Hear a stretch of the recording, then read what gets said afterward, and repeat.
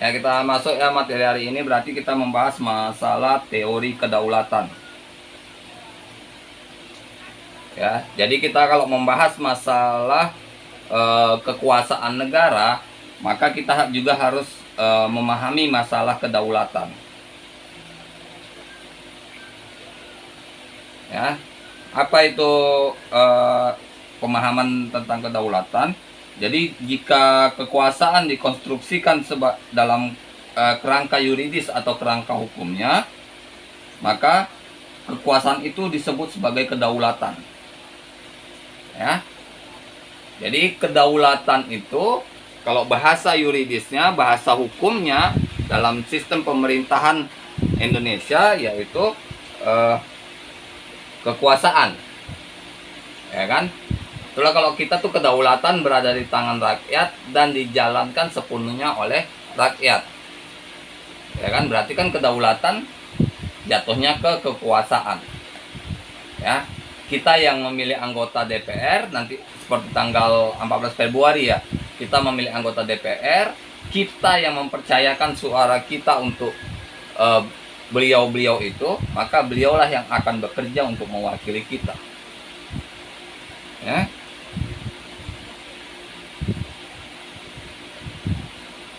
Jadi kedaulatan itu kalau dalam pengertiannya yaitu kekuasaan tertinggi. Ya, kekuasaan tertinggi dalam suatu negara.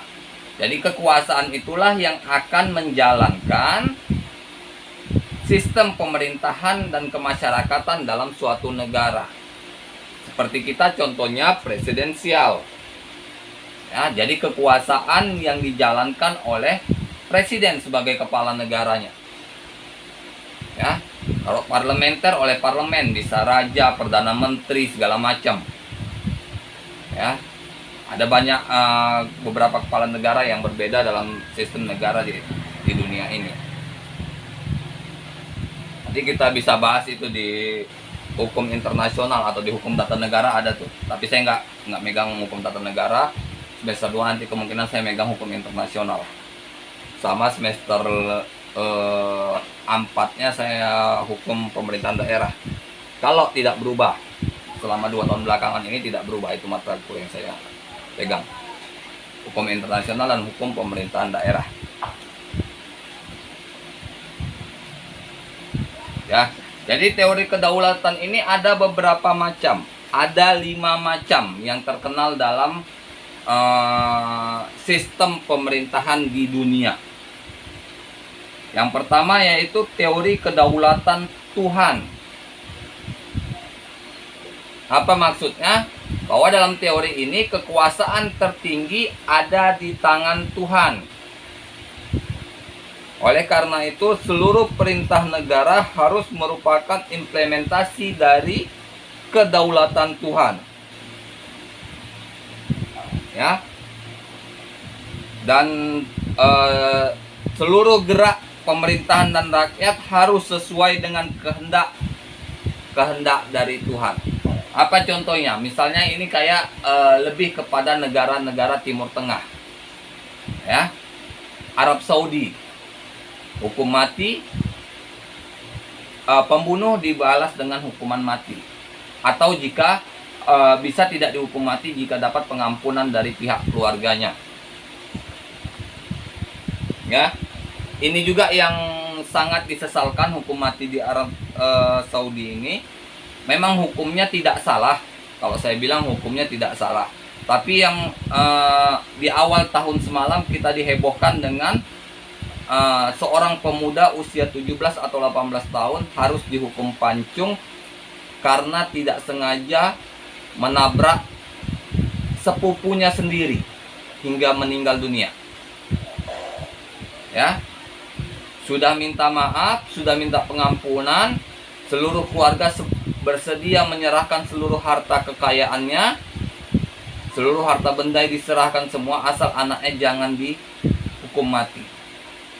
Tapi kabar yang saya dapat bahwa masalah ini tidak lain adalah dari harta warisan keluarga. Jadi mereka tidak menerima damai dan akhirnya anak itu dihukum pancung kalau nggak salah di bulan April atau Mei. Ya, itu heboh di video pendek, snack, TikTok itu, YouTube pun heboh. Yang pada saat terakhir dia ketemu orang tuanya, ketemu ibunya sebelum dia masuk lapangan pemancungan. Ya. Saya pun mendengar berita itu, video berita itu juga sangat amat merinding. Ya. Dimana hukuman mati ini, hukuman pancung di Timur Tengah di Arab Saudi ini terakhir digunakan orang sebagai senjata untuk menyingkirkan atau untuk membalas dendam kepada orang yang tidak disenangi. Ini bahaya. Ya, tapi gimana? Itulah hukum yang ada di negara mereka. Kita tidak bisa berbuat apa-apa. Ya, kita hanya bisa mendengar, ngucap, ngelus dada. Bagaimana supaya hal-hal tersebut jangan apa? Karena permasalahan keluarga. Dia pun baru belajar mobil, nggak sengaja nabrak, meninggal. Udah dijelaskan. Penyelidikan polisi pun bilang ketidaksengajaan. Ya. Jadi balik pada kedaulatan Tuhan ini, kalau mereka di Arab Saudi ini memang betul-betul menyelenggarakan berdasarkan apa hukum-hukum agama. Ya. Pembunuh hukuman mati, ya. Mencuri potong tangan, ya. Berzina dilempar sampai mati. Itu memang dilaksanakan. Itulah kedaulatan Tuhan, diselenggarakan sebenar-benarnya oleh penyelenggara negara. Ya. Ada teori yang kedua, teori kedaulatan raja. Apa teori kedaulatan raja? Raja biasanya bersandar pada kemampuan untuk meyakinkan rakyat bahwa ia dan keturunannya berhak diangkat dalam kedaulatan atau kekuasaan tertinggi. Ya. Jadi di sini dalam sistem kerajaan, ya, hukum itu adalah perkataan raja. Ya. Seluruh perkataan raja itu adalah hukum bagi masyarakatnya. Yang sistem-sistem kerajaan. Contoh seperti Korea Utara. Ya. Lihat apa yang terjadi di Korea Utara. Pemimpinnya bilang tidak boleh ada jaringan internet di negaranya, kecuali di Kementerian Pertahanan dan di istana negaranya. Betul, tidak ada. Bahkan potongan rambut perempuan di Korea harus sama dengan istrinya, nggak bisa beda. Ya, itulah kalau teori kedaulatan raja.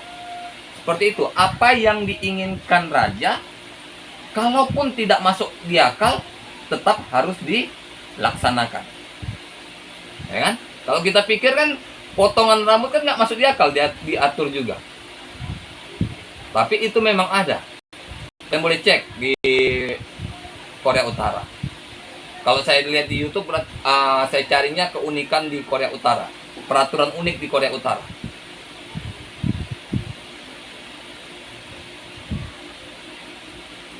Kekuasaan yang mutlak pada raja dan banyaknya penyelewengan kekuasaan ini ke dalam tirani, ya, menyebabkan tidak lagi percaya kekuasaan tertinggi harus di tangan raja.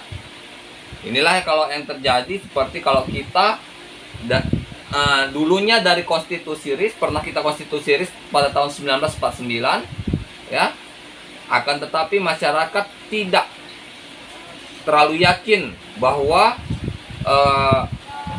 konstitusi RIS ini baik untuk masyarakat ke depannya, maka diganti pada 1950 dengan UUDS yang kita kenal, Undang-Undang Dasar Sementara 50, baru balik lagi ke amandemen 45.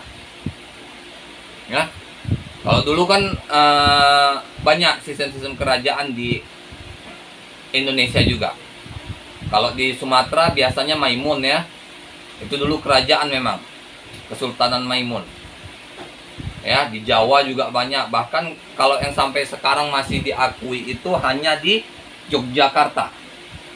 Ya, saya juga udah pernah sampaikan kalau di Yogyakarta itu gubernur itu tidak dipilih. Kalian boleh cek.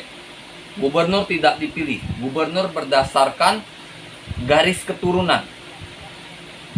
Ya. Wali kotanya dipilih. Wali kota tetap dipilih. Kalau ada kota-kota di daerah istimewa Yogyakarta itu ada pemilihannya, ada pemilunya. Tapi kalau di gubernurnya sama sekali tidak ada pemilu untuk gubernur. Ya. Kapan kalian pernah dengar ada pemilihan gubernur untuk di DI Yogyakarta? Gak ada. Yang ada kita dengar kalau gubernur DI Yogyakarta meninggal, anaknya melanjutkan. Ya, seperti yang lalu saya pernah dengar yang waktu yang gubernur sekarang ini pertama naik. Dulu waktu saya masih sekolah itu. Ya. Yang ketiga ada teori kedaulatan rakyat. Ya. Timbulnya teori kedaulatan rakyat merupakan reaksi atas teori kedaulatan raja yang kebanyakan menghasilkan monopoli dan penyimpangan kekuasaan yang akhirnya menyebabkan tirani dan kesengsaraan rakyat. Jadi teori kedaulatan rakyat ini adalah kalau bisa kita bilang dengan kata lain kelompok sakit hati dari teori kedaulatan raja. Ya, dengan teori kedaulatan raja pada masa lalu banyak terjadi penyelewengan, tindakan sewenang-wenang oleh raja atau keluarga kerajaan terhadap rakyat sehingga terjadi pemberontakan. Kalau kita bilang di bahasa hukum internasionalnya itu ada pemberontakan sehingga tergulinglah pemerintahan dan diselenggarakan pemerintahan kedaulatan terhadap rakyat. Ya, kedaulatan rakyatnya seperti apa? Ya, seperti kita ketahui, seperti negara kita ini. Kedaulatan rakyat adalah kedaulatan yang dijalankan oleh rakyat. Ya, siapa yang memilih pemimpin di negara ini? Presiden dipilih langsung oleh masyarakat, oleh kita. Anggota DPR dipilih langsung oleh kita. Anggota DPD RI kita yang milih. Itu nanti waktu pemilihan ada lembar, kalau nggak salah lembar warna putih yang gambarnya foto semua, nggak ada partainya. Nah, itu nanti kalian, itu anggota DPD, itu kerjanya juga di pusat Jakarta. Ya. Siapa lagi? Untuk tingkat provinsi ada lagi pemilihan nanti DPR provinsi, DPRD provinsi tingkat 1. Ada DPRD tingkat 2 untuk kabupaten kota. Kota mana kalian? Medan, Deli Serdang, Binjai. Itu pasti lain apanya? Caleg-calegnya. Makanya caleg-calegnya pasti beda. Kalau kalian pemilihan nanti, kalau kalian tidak sesuai dengan KTP kalian, maka pemilihan nanti mana yang sesuai dengan KTP kalian dengan tempat kalian berada. Itu yang apa? Apa contohnya? Misalnya, ya, kalian KTP Deli Serdang, ya, tapi kalian kerjanya di Medan. Berarti pada saat nanti pemilihan kalian hanya tidak dapat DPRD tingkat 2-nya. Itu nggak dapat. Karena apa? Masa kalian dikasih DPRD tingkat 2 kota Medan yang kalian nggak tahu, yang kalian nggak kenal, yang kalian nggak apa juga. Makanya nanti waktu pemilihan kalau kalian berada di luar kota, kalian harus melapor ke kelurahan setempat kalau kalian akan milih di tempat itu. Kita nggak bisa tiba-tiba kita datang ke tempat pemilihan untuk memilih, nggak bisa. Ya, makanya kalau kalian berada di tidak sesuai dengan KTP kalian, maka kalian harus sadar sendiri. Ya. Ngelapor dulu. Jangan acuh tak acuh. Ujung-ujungnya nanti kalian nggak bisa milih.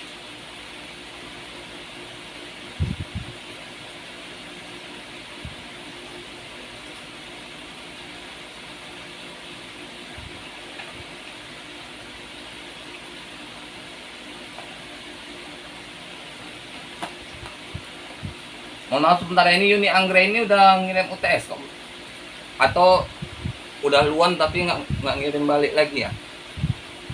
Saya ganti nomor ya. Udah ngirim, Pak. Ya, ke nomor saya yang baru. Nomor bapak yang lama kemarin. Oh, coba kirim yang ke nomor baru ya. HP saya semalam membal pula, nomornya udah mati. Oh iya, Pak.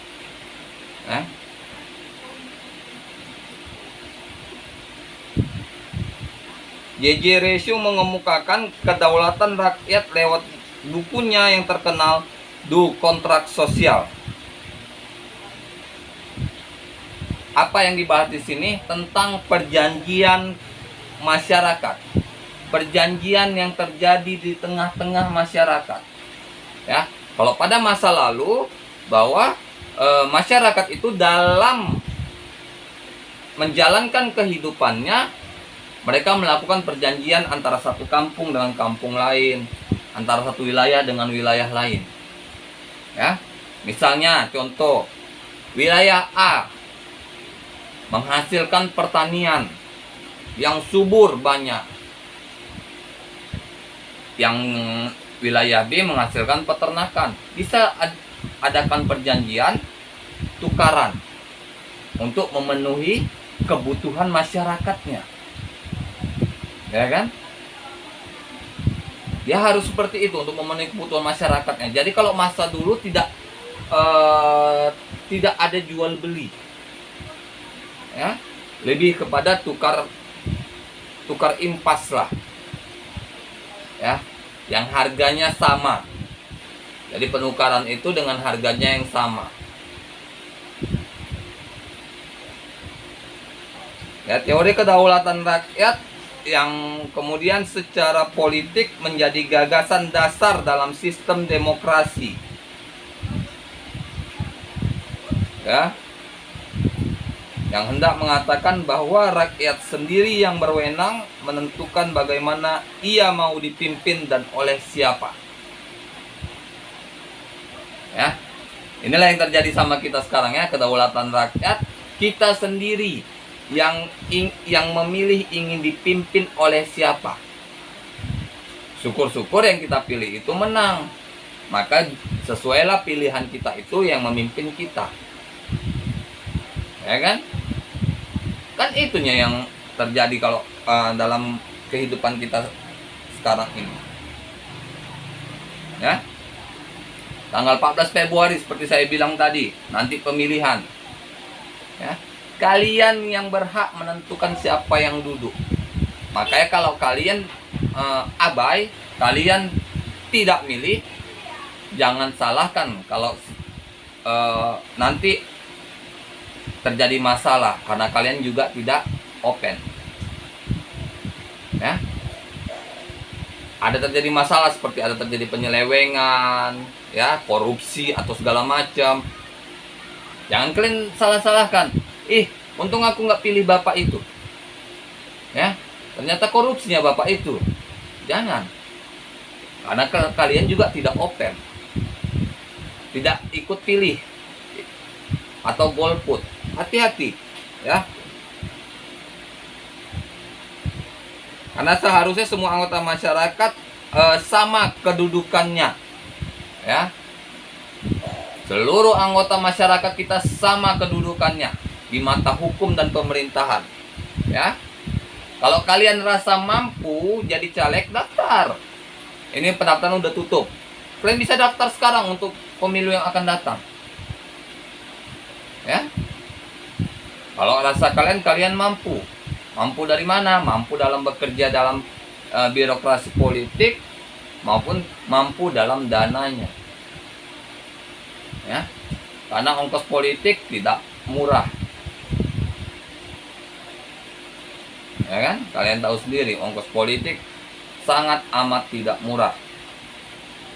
Hingga kalau kalian mau sekedar coba-coba saja, ya pastinya tidak terpilih kalian nantinya.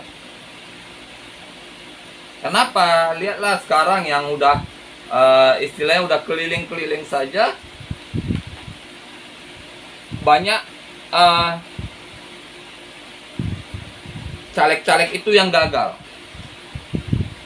Ya, yang kalau kita sering dengar beritanya, sehabis pemilih itu rumah sakit jiwa nambah tempat tidur.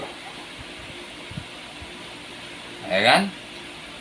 Itu saking banyaknya uang yang dikeluarkan, jika sudah gagal, maka ujung-ujungnya ke rumah sakit jiwa.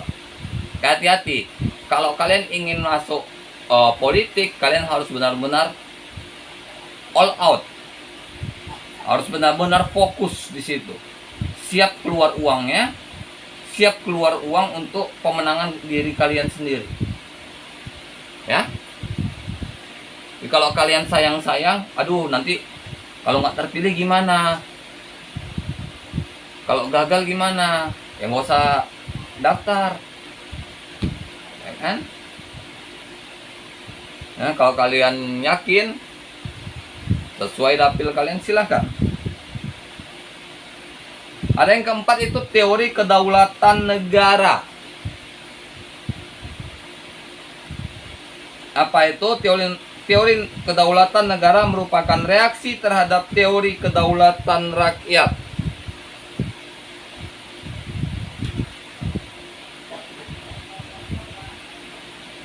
Akan tetapi teori ini juga secara tidak langsung menjalankan teori kedaulatan raja. Ya. Kalau teori kedaulatan rakyat tadi, penyelenggaraan kekuasaan negara oleh rakyat.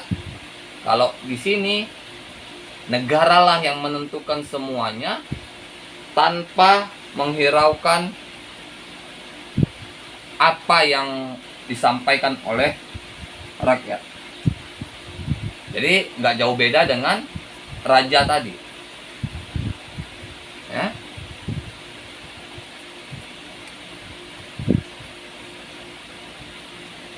Jadi perwujudan negara yang abstrak dikonkretkan dalam diri raja. Ya, di sini perwujudan negara yang abstrak. Apa maksudnya? Bahwa negara itu nggak jelas kedudukannya. Ya, dibilang kepala negara, bukan raja, tapi nggak mendengar apa yang disampaikan oleh masyarakat. Ya kan? Seharusnya kan kalau presiden, kepala negara, mendengar apa yang disampaikan oleh rakyatnya, dicatat, dijalankan. Hah? Yang benar-benar butuh penanganan, jalankan. Nah, kalau kalian jadi caleg, misalnya kalian mungkin ada yang terdaftar jadi caleg, atau mungkin keluarga kalian ada terdaftar sebagai caleg, ya, karena anak reguler ada yang ibunya terdaftar sebagai caleg. Ya, boleh saya bilang, silakan kalian dukung all out, tapi ingatkan keluarga kalian, ya, yang jadi caleg saat duduk, ingat, kita kerja bukan untuk partai, kita kerja untuk rakyat. Ya, harus berani, karena kita sudah milih. Ya, tapi tidak pula kita mengabaikan kewajiban kita terhadap partai.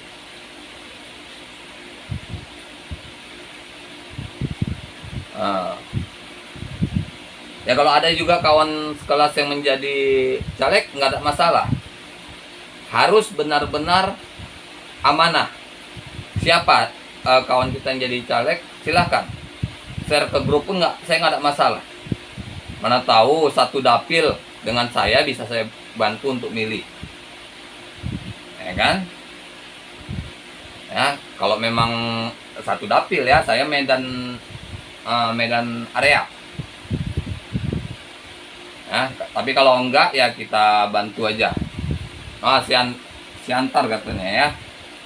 Ya mudah-mudahan lah siapa yang kalian di Siantar,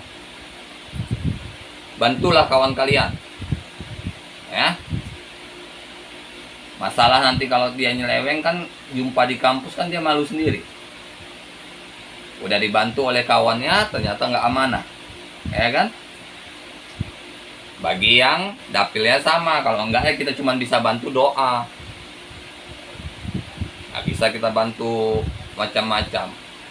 Kita bisa bantu doa, kita bisa bantu share dari Facebook masing-masing, atau kawan kita ada yang orang Siantar, kita boleh bantu. Nggak ada masalah juga. Nggak rugi juga kita. Ya. Nah, kalau memang mau dibantu share ke Facebook saya, nggak apa-apa. Nanti saya bantu. Saya share ke Facebook saya. Atau di Facebook saya ada orang Siantar yang bisa milih, nggak apa-apa, boleh.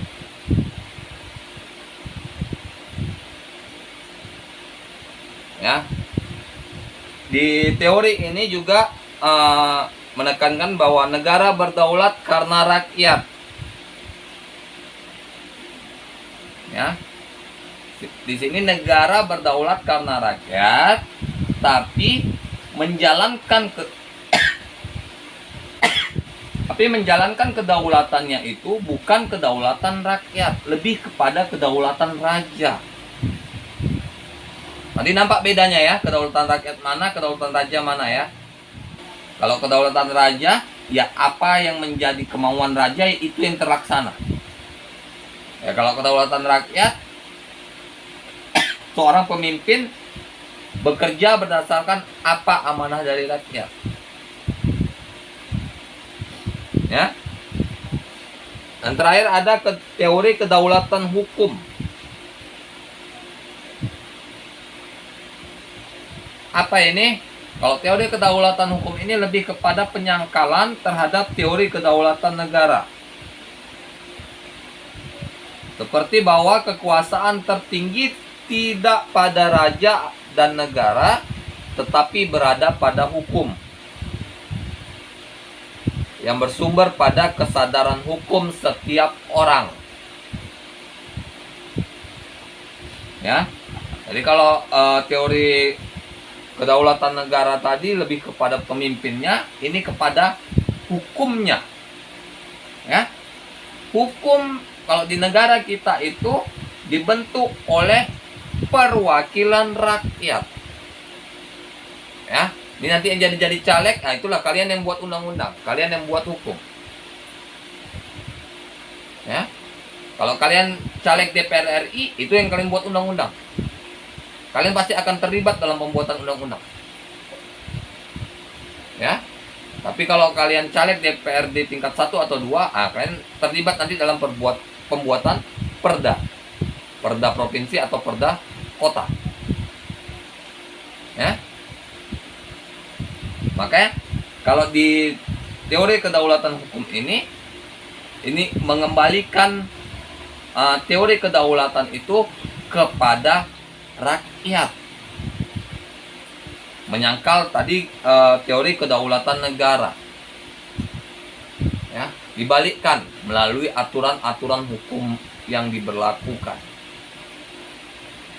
Ya. Balik semua aturan-aturan hukum yang dijalankan itu ditetapkan oleh wakil-wakil rakyat, anggota legislatif wakil rakyat, di mana wakil-wakil rakyat ini yang duduk, yang membuat peraturan, harus tahu apa yang terjadi di dapilnya, di daerah pemilihannya. Ya. Kecuali nanti jadi anggota legislatifnya ya cuma sekedar anggota aja, datang, duduk, diam, dengar, pulang. Jangan seperti itu. Ya. Kalau kalian atau keluarga kalian ada duduk sebagai anggota legislatif, nanti misalnya rezekinya duduk, maka ingat Kalian duduk karena rakyat, karena masyarakat yang memilih kalian. Maka kalian harus bekerja untuk masyarakat. Seperti pernah saya sampaikan, kalian datangi dapil kalian, bukan dapil tempat kalian yang menang, tapi seluruh dapil kalian. Berapa dapil kalian? 4, 5, 6, datangi semua. Apa masalah situ? Kalau bisa kalian selesaikan. Kalau ada badan khususnya misalnya yang urusan menyelesaikan, kalian sampaikan. Misalnya masalah parit. Ya. Parit kan bukan anggota legislatif yang menyelesaikan. Lebih kepada Pemko, sampaikan. Untuk pengelolaan airnya, air limbahnya. Ya. Maka wali kota yang menjalankan. Seperti sekarang perebaran parit di mana-mana ya. Memang seperti itu. Sampaikan kepada caleg kalian. Kalian lihat nanti pemilihan 14 Februari siapa caleg yang duduk, kalian lihat. Kalian tag IG-nya. Ya. Kalian ikuti IG-nya. Kalau ada masalah langsung kalian sampaikan dari IG. Karena kalau WA pasti nggak ada. Ya. Kalaupun ada nanti caleg yang ngasih nomor WA, yakinlah pada saat dia sudah duduk, WA-nya itu udah nggak aktif lagi. Biasanya seperti itu. Ya. Tapi mungkin ada yang masih aktif sampai dia selesai, nggak apa-apa. Itu malah bagus saya bilang. Berarti dia mau menerima masukan dari masyarakat. Tapi kebanyakan ya, saya nggak bilang oknumnya, kebanyakan memang seperti itu. Dikasih nomor WA saat dia sudah duduk, seminggu, 2 minggu masih aktif, masuk 3 minggu atau 4 minggu, itu udah nggak aktif nomor WA. Ya, nggak ada konfirmasi, pemberitahuan pergantian nomor WA atau apa. Nanti pada saat udah mau dekat-dekat, ya 4 tahun udah bekerja atau 4 tahun lebih kerja, mau pemilihan berikutnya, dia datang memberitahu nomor WA-nya udah ganti. Kebanyakan seperti itu. Ya, banyak yang masyarakat juga percaya hal-hal seperti itu. Ya, dalam teori ini kedaulatan negara ditempatkan di bawah hukum. Ya, jadi kepala negara itu bekerja, ya, beraktivitas harus berdasarkan hukum, harus berdasarkan undang-undang. Kalau hukum di sini kita ibaratkan undang-undang ya, harus berdasarkan undang-undang. Ya, tugas kewajiban presiden itu ada dalam undang-undang. Apa yang boleh dilakukan, apa yang tidak boleh dilakukan, itu ada dalam undang-undang. Ya, semua sudah diatur di dalam undang-undangnya. Ya, sama kayak jadi caleg nanti. Kalau nanti duduk sebagai caleg itu ada aturan apa yang boleh dan apa yang tidak boleh dilakukan oleh seorang caleg. Ya. Sama kayak yang baru ini, yang sidang hakim ad hoc tindak pidana korupsi apa itu? Ya, yang salah satu calonnya ternyata terdaftar sebagai caleg di Partai Nasdem. Nggak boleh. Ya. Kalau kalian ingin mendaftar sebagai hakim ad hoc ini bukan hakim PNS ya. Hakim luar biasa lah untuk penanganan kasus-kasus tertentu. Ya. Kalau kalian ingin mendaftar seperti itu, hakim ad hoc, hakim konstitusi, hakim ini, hakim itu yang bisa kita peroleh bukan dari jalur PNS. Ya, bisa kita peroleh. Tapi yakinkan bahwa tidak ada diri kita maupun keluarga kita tidak ada yang terlibat dalam partai politik. Ya. Kalau sudah terlibat dalam partai politik, secara tidak langsung itu sudah menghapus hak kalian untuk ikut itu. Ya. Karena pastinya kalian sudah tidak akan netral. Akan banyak titipan-titipan yang ada. Ya kan?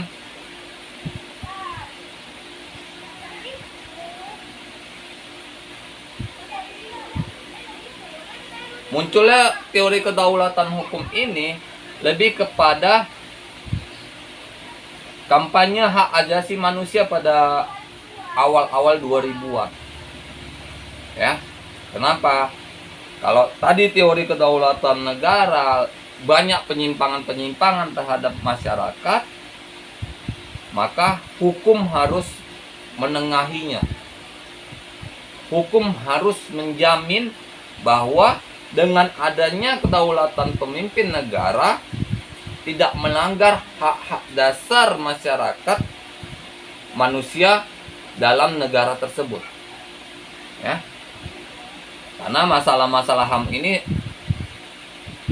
dari dulu banyak terjadi masalah HAM tapi tidak ada penyelesaiannya. Ya. Kalau kita lihat juga dari dalam sekarang ini seperti kasus Rohingya, ya, yang terusir dari negaranya, Myanmar ya kalau nggak salah saya, ya, terusir dari negaranya, pergi ke negara-negara lain yang seiman, yang mayoritas seiman dengan mereka, ya, masuk ke Malaysia, Brunei, terakhir Indonesia. Yang terakhir ini menolak, ya, itu udah banyak beritanya di media sosial maupun di televisi ya, menolak kapalnya nggak boleh menepi, masyarakat Rohingyanya harus naik lagi ke kapal dan harus keluar dari wilayah Indonesia. Kenapa? Karena kejadian di Malaysia, ya, mereka diterima sebagai tamu, mereka penuhi satu wilayah tertentu di Malaysia. Terakhir mereka ngibarkan bendera di sana. Mereka ingin wilayah itu menjadi wilayah mereka. Bahaya kan?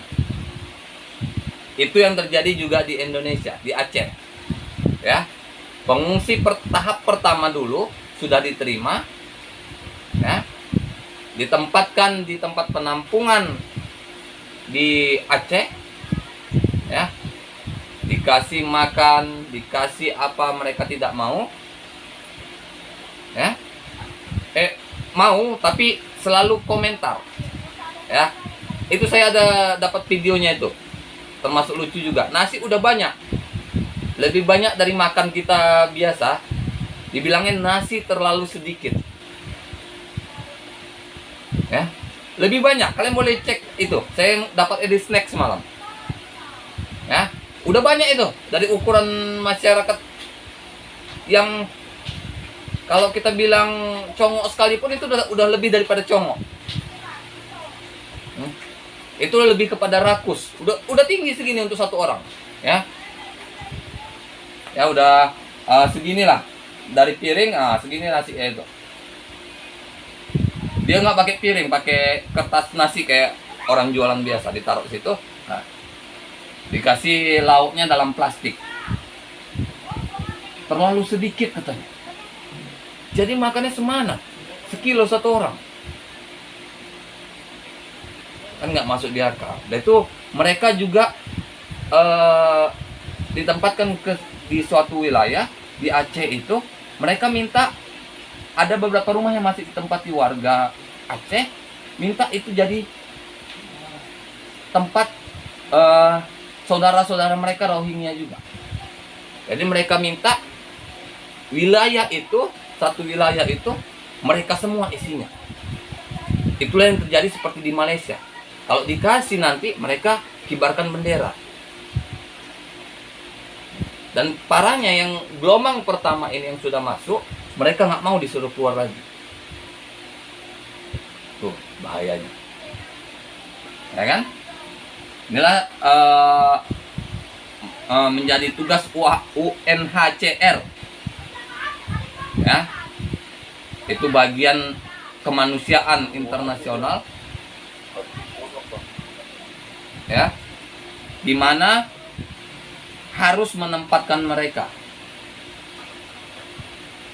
ya.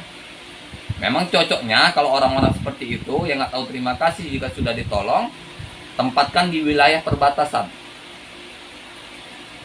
Wilayah perbatasan yang rentan akan konflik. Iya. Yang rentan konflik taruh situ. Misalnya di mana? Perbatasan Korea Selatan, Korea Utara. Taruh di situ orang tuh. Orang tuh mau minta kemana? Mau minta wilayah Korea Selatan, Korea Utara kalau nggak dibunuh. Ya kan? Jangan taruh sama negara-negara yang terlampau baik. Seperti Indonesia, Malaysia, Brunei terlalu baik. Ya. Sekarang udah mereka istilahnya menjajah lah itu, secara tidak langsung menjajah. Nggak mau pergi, dikasih sesuatu selalu ngeluh. Terakhirnya seperti mereka mengatur apa yang mereka mau makan, apa yang mereka mau terima. Ya, yang terakhir mereka yang gelombang kedua masuk itu dikasih bantuan, ya, beras, Indomie, telur gitu, dibuang ke laut. Ya kan? Saya lihat tuh videonya, dibuang ke laut. Kan tidak menghormati, malah menghina kalau seperti itu. Mereka membuang karena tidak diperkenankan tinggal di Indonesia. Jadi di teori kedaulatan ini penekanannya lebih kepada perasaan kesadaran hukum dari setiap masyarakat. Baik itu masyarakat biasa, pemangku jabatan di pemerintahan, atau dimanapun dia bekerja. Yang pertama adalah sadar akan ada hukum yang mengatur tentang profesinya. Ya, kalian kerja di mana? Ya, contoh ya, kerja di bank, ada undang-undang perbankan. Ada hukum yang mengaturnya. Ya kan? Kalian kerja di bank syariah, ada undang-undang perbankan syariah. Kalian kerja PNS, ada undang-undang ASN. Peraturan ASN ada. Ya kan? Oh, kerja di polisi, Pak, ada peraturan di kepolisian. Ada peraturan di kejaksaan. Kehakiman ada peraturannya juga sendiri. Makanya selain kita harus taat kepada undang-undang dasar, di mana kita bekerja, kita harus taat pada aturan lembaga tempat kita bekerja. Seperti saya bekerja sebagai dosen, maka saya harus taat atau patuh pada undang-undang guru dan dosen. Ya. Sekedar tahu, saya selalu bilang kalau kita ingin kalau kita ternyata terlibat terhadap suatu undang-undang karena pekerjaan kita, maka kita harus tahu undang-undang itu mengatur tentang apa dan apa solusinya jika ada masalah. Ya. Gak perlu kita beli, dari internet bisa kita download itu. Download PDF-nya. Kalau kalian bisa ngeprint, bisa kalian baca-baca waktu-waktu luang. Ya. Jadi kalian tahu hak kewajiban kalian bekerja di situ apa kalau secara undang-undangnya.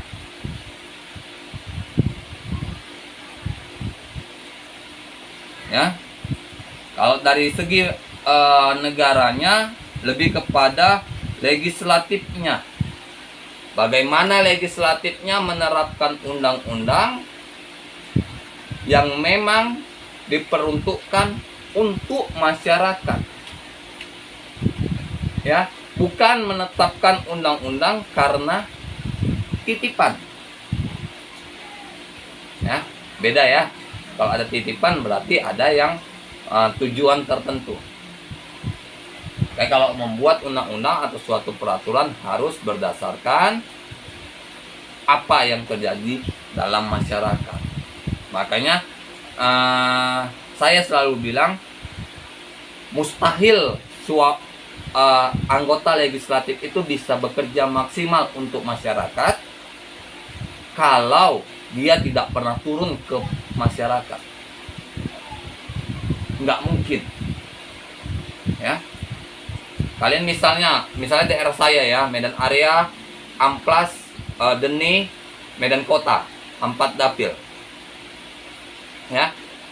Jika ada satu caleg yang duduk di